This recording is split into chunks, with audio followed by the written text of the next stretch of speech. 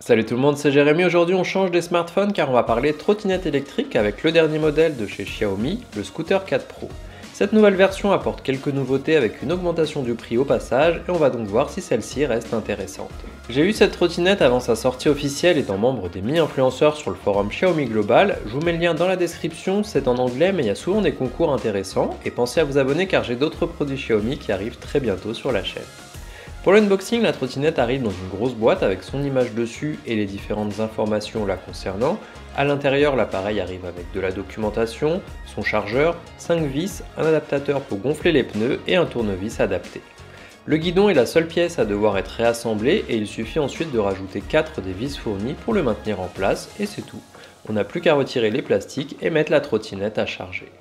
On peut vérifier la pression des pneus au passage et faire l'activation de l'appareil via Mi Home en scannant le QR code, mais on reparlera de l'application un petit peu plus loin. C'est donc très simple à mettre en place et ça ne demande pas de connaissances particulières. Pour le design, on reste assez proche des modèles précédents de prime abord, on a un cadre en aluminium, des touches de rouge au niveau des pneus avant et arrière, ainsi que du câble et du cache de l'alimentation. La première amélioration se fait au niveau des pneus, ici on a des pneus de 10 pouces tubeless qui sont plus grands comparés aux 8,5 pouces précédents et ils utilisent le système Xiaomi Duragel qui permet aux pneus de se réparer dans certaines conditions de crevaison. On reste sur des pneus gonflables et ça apportera tout de même plus d'absorption des chocs avec ces pneus plus grands et évitera peut-être plus les soucis de crevaison qui a priori arrivaient assez souvent sur les modèles précédents. Dans mon cas, j'ai pas eu de soucis, mais ça se confirmera ou pas sur le long terme. C'est mieux que ce qu'on avait précédemment, mais c'est pas au niveau d'un modèle équipé de suspension forcément. Pour le freinage, on a à l'avant un système électronique et à l'arrière un système avec des doubles disques de 130 mm. Pas de changement visiblement au niveau de l'efficacité par rapport au modèle précédent, ça fonctionne bien.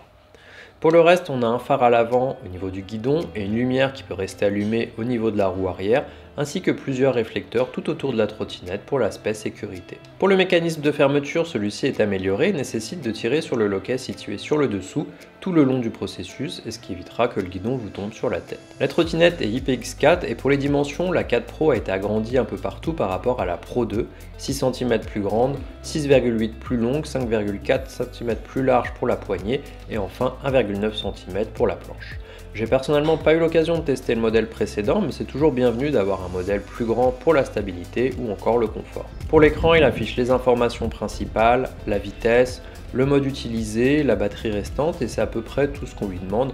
Même en plein soleil, on arrive à lire les informations, donc rien de particulier là-dessus. Surtout qu'en général, quand on utilise une trottinette, on n'a pas forcément vraiment de lire l'écran en utilisation. On appuie une fois pour allumer les phares et 2 fois pour changer de mode. De plus grosses dimensions et une plus grosse batterie dont on parlera après, c'est bien, mais ça augmente aussi le poids de la trottinette car celle-ci fait maintenant 17,5 kg, ce qui n'est pas des plus faciles à porter quand il y a des escaliers, pour la soulever afin de la mettre dans son coffre de voiture ou si vous prévoyez de faire une partie de votre trajet en transport en commun. En fonction de votre capacité à porter cette charge et votre utilisation, ça peut faire pencher la balance avec un modèle plus léger bien entendu. Point positif par contre, elle supporte maintenant un poids allant jusqu'à 120 kg pour le conducteur et les personnes plus grandes seront mieux installées. Une autre amélioration se fait au niveau de la puissance, celle-ci passe à 700 watts en crête et à 350 en puissance nominale. On n'est donc pas en continu à 700 watts, c'est seulement dans certains moments pour rendre la conduite plus agréable.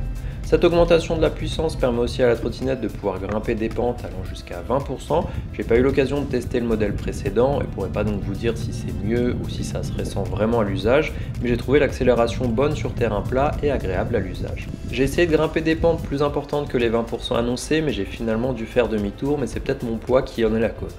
Comme la loi oblige, la trottinette sera limitée au maximum à 25 km/h. Niveau autonomie, la trottinette est équipée d'une batterie de 12 400 mAh, soit 446 Wh.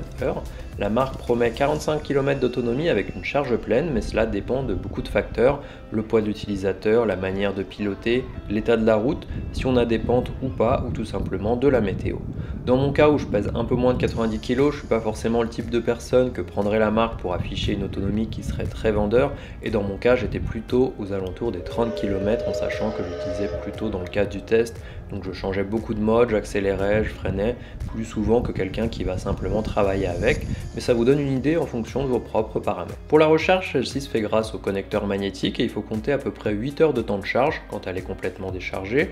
Dans l'idée, si vous l'utilisez complètement, vous pouvez la charger complètement pendant la nuit et repartir avec le matin, ce qui devrait convenir à la plupart des usages. Des protections ont aussi été ajoutées pour éviter les surcharges, les courts-circuits, l'augmentation de la température et autres. Bon, ça se voit pas à l'utilisation, mais ça peut aider à préserver la durée de vie de la batterie sur le long terme.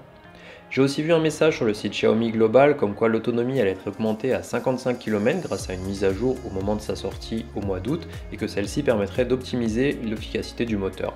Alors j'ai pas encore reçu cette mise à jour donc ça sera à voir si c'est efficace, mais on peut a priori compter sur un petit peu plus de kilomètres que ce que j'ai pu avoir. En parlant de mise à jour, ça m'amène à l'application Mi Home qui permet de l'activer à sa réception et qui sans cela n'est pas utilisable.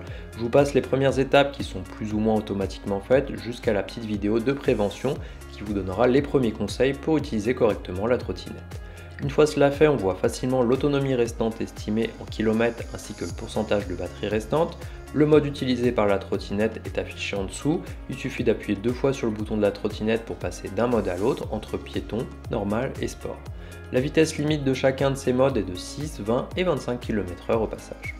On peut ensuite verrouiller le moteur de la trottinette pour éviter les vols en bloquant en partie le moteur et en faisant biper la trottinette si quelqu'un essaie de la pousser. Bon, bien entendu, si on la soulève, ça ne servira à rien. On peut ensuite choisir d'allumer le feu arrière constamment ou pas pour plus de sécurité. On a ensuite la possibilité d'activer le régulateur de vitesse pour qu'au bout de 5 secondes restées sur la même vitesse, la trottinette continue à avancer à cette vitesse par elle-même. On a ensuite des infos pour la batterie, les kilomètres effectués et enfin la possibilité de choisir la puissance de la récupération d'énergie. C'est aussi ce qui permet d'avoir plus ou moins de freinage dans les descentes et de recharger en partie la batterie. C'est à peu près tout pour l'application. Si on passe au prix, qui est là aussi une évolution par rapport au modèle précédent, le prix annoncé en Europe est de 800 €, donc peut-être même un peu plus pour la France. Si on compare au prix de la Pro 2 qui est vendue à 549 €, ça fait une belle augmentation malheureusement. Alors certes, on n'a pas de révolution entre les deux modèles, de loin vous ne ferez probablement pas la différence entre les deux, mais en s'y approchant de plus près, on a quand même un modèle plus confortable par sa taille et ses pneus, un peu plus de puissance qui est toujours bienvenue, et les points qui pourront vous faire hésiter seront son poids et son encombrement, ainsi que son prix bien entendu. Dans mon cas, je connais pas vraiment ce que propose la concurrence sur cette gamme de prix pour voir si c'est intéressant ou pas, mais si c'est le cas pour vous, n'hésitez pas à me dire ce que vous en pensez en commentaire, et on se voit dans la prochaine vidéo.